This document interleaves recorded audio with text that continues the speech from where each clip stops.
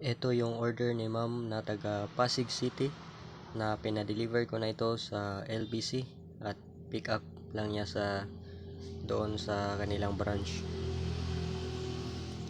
At ito, Mandagat Amulet, 10 elements na bracelet yung kanyang order. At sinamahan ko rin ang panlagay sa kanyang wallet. Walang dagdag protection, ilalagay lang niya sa wallet.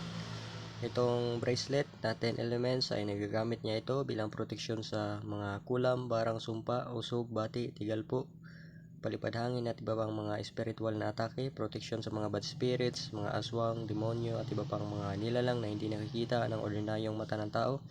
Dinasalan ko rin ito para magkaroon ng mga pasumbalik sa mga masamang mahika. At ito nagagamit niya bilang gabay sa negosyo at hanap buhay, sabayan ng pagsusumikap at tamang kalaman sa ginagawa. Susuot lang palagi, pwede lang basa ng tubig kapag naliligo, pwede lang madalas kahit saan mang lugar. At papahiran lang niya ito ng oil or virgin coconut oil